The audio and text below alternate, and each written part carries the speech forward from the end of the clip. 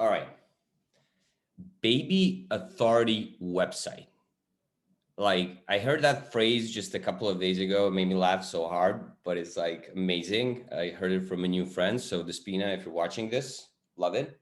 Why am I mentioning this is because it's such a good definition of what, um, of a new platform or a new website that is trying to be competitive in a very tough vertical, in a very competitive niche, right? You need to be able to express your expertise, to establish authority and trust for a certain audience. But in order to do that, you're going to need to find that audience and you're going to need to acquire that audience. And it is my strong belief that you can find that audience and acquire that audience through keyword research and high velocity content publishing. Hello, everyone. My name is Boyan. I'm Director of SEO at Content Distribution. We are a team of people who have led numerous projects from 0 to 100 organic visits per month in just the last couple of years. And we have done this by a meticulous and detailed process that revolves around keyword research. And that has allowed us to focus on creating quality content, something that the competition doesn't have.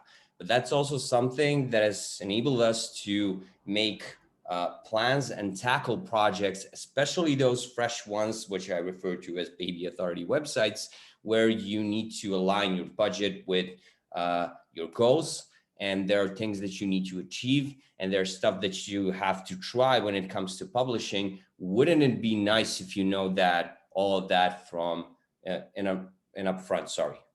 And that's why I want to show you how we do keyword research. I'm going to be showing this every week.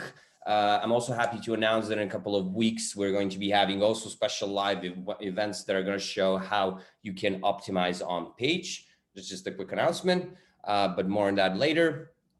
Today, I want to show you how I can map out a content plan just with keyword research for in the fitness niche, a very competitive niche, a very iffy niche when it comes to authority, right? And that means that there is a lot of content out there, people talking about things that may or may not be true. And if you know what people are searching for, you can make better content and get in front of all of the other people that you're competing with on the other platforms. All right. Once again, a great shout out to everybody who has just been joining the live ever since we started. For everyone who joined a bit later, guys, as soon as this recording is finished, we're not done hanging out. This is just for the format for YouTube. After the recording is done, after I say goodbye, please don't drop off. We're gonna hang out together, okay? Now, let me jump into the keyword research process. I'm gonna start it from the top. Let me share my screen here, and I'm gonna start with, Ahrefs. Like, I'm starting from scratch. So remember what we're doing here. We're trying to see what kind of content we can produce and what kind of an audience we can get in front of. Since this is a fitness niche, I want to show you how I'm going to do two different keyword researches to get two content series that I can work on and produce pages on. One is more of a shotgun approach where I want to see everything that relates to a certain aspect of within the fitness niche. And the other one is a bit more specific. The first one, so what I'm going to do is I'm going to focus on, I'm just going to focus on abs and the abdominal region and everything that, relates to those kinds of exercises. And here's how I'm going to do it. I'm just going to type abs and abdominal. These are the terms that I'm expecting in all of the keywords that I hope to find, right? Now, the next thing I want to do is go to having same terms. We can discuss this also after the recording. The process is quite similar also on SEMrush, or even if you do keyword research in the keyword planner. We can discuss about that more. All right, number one thing, there's a lot of ABS stuff here, which is related to cars. It is not related to what we're trying to do here. But what I'm going to do is I'm going to use the include function, any word, to streamline what I want to cover here. And what I want to cover here is exercise, training. Okay, I'm going to do exercises as well, plural.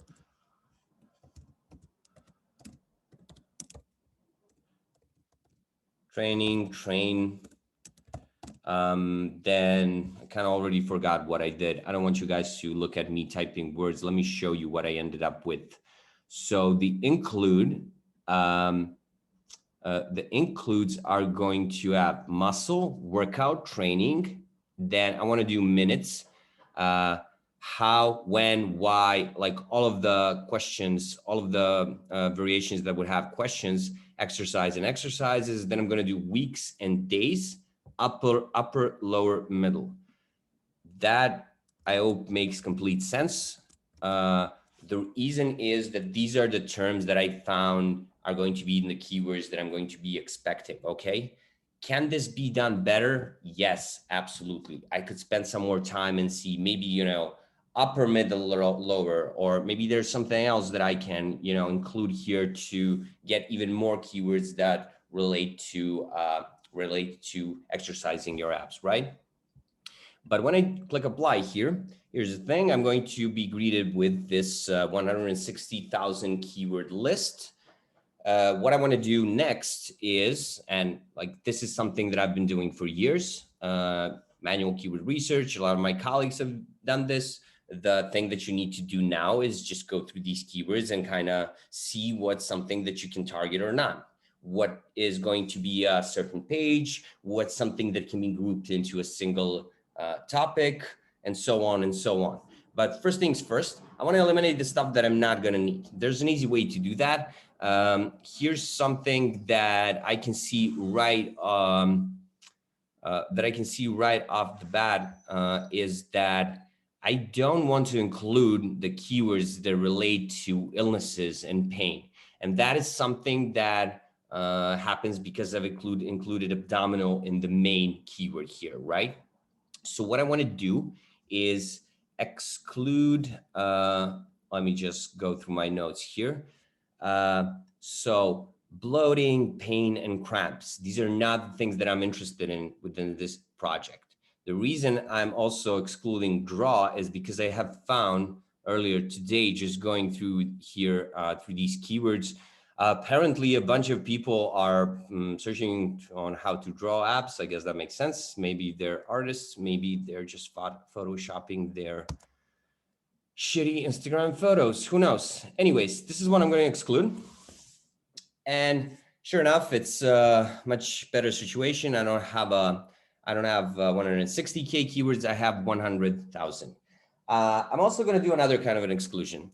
Ahrefs has this huge database of keywords. They are updating them all the time, and they have a bunch of new keywords that are just appearing, which are labeled to have between 0 and 10 value. I want to exclude those as well. I don't want to deal with them because they're too low right now. However, this is not a rule of thumb in keyword research. You want to include even those smaller volume keywords, which are very specific, especially if you are doing a B2B campaign. Those keywords could be gold nuggets, okay? And here I am, 13,000 keywords. Now I need to go through all of them, check out the competition, see what they're doing, try to figure out which keyword groups I'm going to group together. I need to just, compare them amongst each other, do a lot of those things. It's going to be work for a couple of weeks, and you need to start publishing, and you're going to need a couple of more people, SEO specialists, who are going to be helping you with this. Somebody's going to have to QA this kind of a process, right? It's going to take a lot of time. Well, no, wrong. It's not. I can show you how it can be done in just a matter of minutes. And that's something that I'm going to do with Cluster AI, which is a proprietary tool of content distribution. And what we have done is we have used Cluster AI for all of the projects that we have that I mentioned at the beginning, that we have led to 100K organics per month. That's how we have done it. It has been an in-house tool for 2 years, and it has been released to the public since 5 months ago. And I'm happy to say that we have a lot of happy users. Now, how does it work? Well, I'm going to take all of this, all these keywords that I have. I'm going to export them, and that exact export is going to go into Cluster AI. And I am just, as soon as it happens, here we go. I'm just going to drag and drop it into this section here. I'm going to choose the source of my keyword list, which was Ahrefs. I'm not going to choose the Google of the other country because the default is USA. This is what I want. This is what we're doing right now. And another thing that I can do, I can save this Ahrefs link because I have so many terms that are here and so many settings that I've done. I want to maybe remember that. So what Cluster AI does is when you paste that here, all of those things will be waiting for you in your email when things get clustered. And that's it. You click submit. This is how Cluster AI works. This is how it's going to continue working. It's very ugly UI. We're working on a prettier one, but I promise you it's still going to be the same simple process. Now, keyword list of 13K keywords may last, let's say, an hour to 2 to process, but I've prepared this for you guys so you can check out what is the deliverable. And here it is. We are calling it keyword opportunity analysis because it is showing you the opportunities of the keywords that you have selected. It's really important for me to say that Cluster AI is not a keyword suggestion tool. It is a keyword grouping tool. We cannot group things that you haven't imported yet. This is why I like creating keyword lists together with our users, either through these lives or just through one-on-ones, for them to understand that they know their project the best and they know what they can target the best.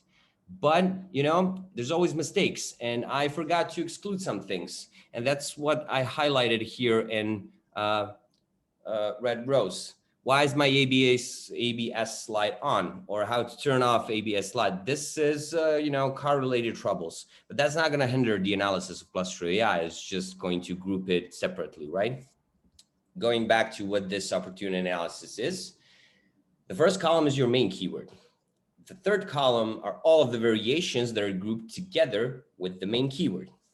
And the volume in between is the aggregated volume of all of the keywords. That's the one that we fetch from Ahrefs, from your import, that we drag and drop, right? But that's the last thing that we get from that import or Ahrefs. Everything else, all of the data that you see here, has been clustered according to our AI running an analysis on Google's search engine result pages, which we take each and every single keyword that you import. We look at the results for that keyword, and then we compare the results between all of those keywords. This is how our AI decides on what is going to be grouped together. That effectively means that every row in this table that you receive is a possible page. Maybe it's a landing page, maybe it's a listicle, maybe it's maybe you will see that, just like in this case, that you should create a video because of what the competition is doing, or maybe it's just a blog post. And that's something that I highlighted here in the yellow color coding. I just highlighted the first topics that I would target for my little website in the fitness niche, because I want to educate people about all of these things. And this is something that very interesting that people are searching for, like 8-minute apps, 10-minute apps, 5-minute apps, 7-minute apps, right? These are all different kinds of program that you can actually see the variations for. And when I look at the variations, I can actually see that, this is something that's most likely going to have to be a video. And here is a little pro tip on how you can create this kind of a content. instead of writing a blog post about this, maybe you create a video. Maybe you include in the script of that video all of the variations that you see here when you're talking about 8-minute abs and showing to people how to do that. And then maybe you just transcribe that into a blog post, embed that video into that blog post, and your blog has all of the variations implemented on page. Because that is exactly what we are doing in our successful projects. Well, I'm not talking about the videos, I'm talking about the implementation of the variations. I am going to create a page that is about upper abs workout. And I'm going to implement on page as many variations as I can that you see from this list.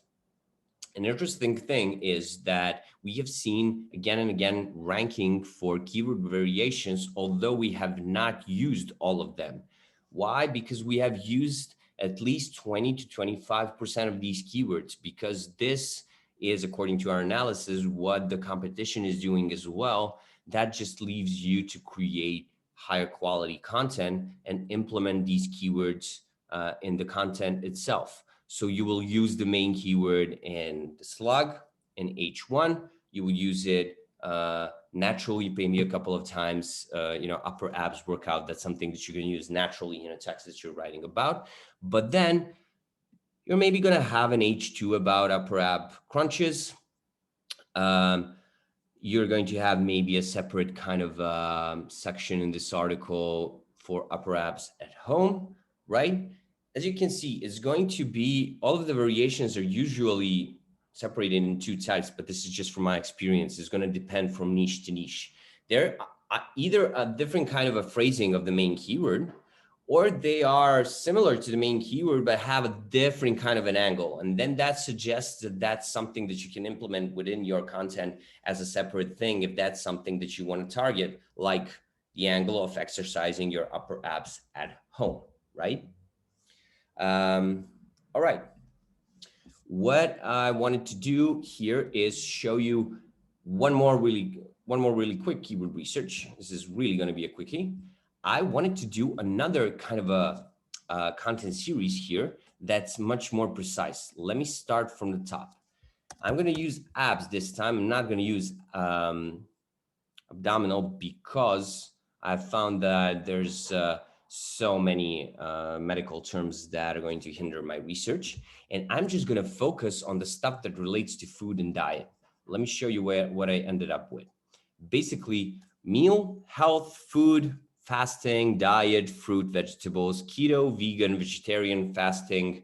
I did fasting twice. That's okay. Breakfast, lunch, dinner, snack, and snacks, right? When I include this in the include function, I will be getting 5,000 keywords. Let's eliminate the ones with lower volume than 10. And check this out. 700 keywords about this subvertical, about how to eat things for, a good, to get abs, to get in shape, right?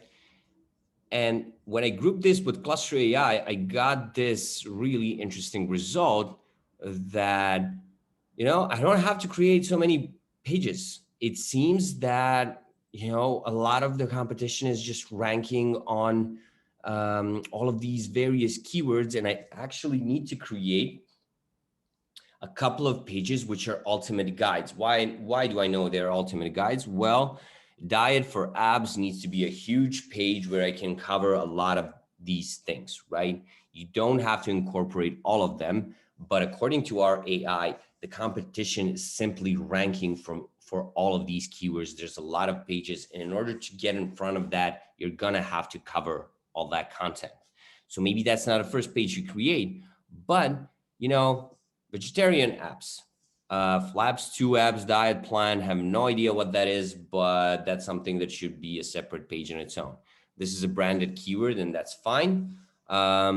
And this is a very precise keyword that has just a couple of keywords grouped together with it. It seems this suggests that your best option to rank for this keyword is to have a separate page, although it has what people call a lower volume, right? But I have done my analysis, and now I know that I'm not going to be creating more than 4 or 5 pages about dieting for abs. Now imagine scaling this to other body parts. Imagine scaling this to, you can do the same, absolute same thing for glutes or biceps, or maybe that's not a way to approach it. But if you do a couple of these analysis, you are upfront going to know what are your opportunities for creating pages, and then you can do your calculations. You can align this with your budget, and you can understand what are the results you can expect. And that's something I want to end this presentation with, because this is a frequently asked question, and that is, what does content publishing velocity mean? Well, here is a context. This was the very first project that we did with Cluster AI content distribution. We published 200 pages in just 6 months, and we saw 100K organics per month in 13 months. These things may vary in terms of like which niche you're attacking or not, but what I can tell you is that, yeah, this is maybe a high opportunity niche, so to speak, because it's in the pet area. But 200 pages for a new website is not that much, but we focused on getting those pages out as fast as possible. For the project that we're working on right now, we are closer to publishing 600 pages a month. And that's something that can bring you even faster results. I'm sure some of you have seen Nick talking about this on various other platforms. Let me show you another one. For example, for this project, we did 70 pages in 5 months. And after a year, we had an audience of 50,000 visitors per month. Mind you, this is all Ahrefs data. It's going to be much higher in actuality, which brings me to our last project where for Do Not Pay, we are hitting 500,000 organic visitors per month. And I think we have published almost 2,000 pages in the span of 18, I would say, months. I know we have hit 1,800 pages in the first 16 months of the project, and hit the almost 500,000 mark. All right. Thank you everyone for joining live. Stay so we can hang out. To everybody else, please subscribe to this channel. We're doing this every week. In a couple of weeks, we're going to start doing different kinds of programs on how you can optimize things on page, how you prepare briefs for writers, everything that comes after having your keywords grouped and ready, how to go into faster production. And for everybody who's watching this on LinkedIn or Facebook, make sure to leave me a comment. If you want a copy of that grouping that I was showing you, I can send that to you and you can check out the groupings yourself. All right. Thanks, everybody. See you next week. I'm looking forward. Peace.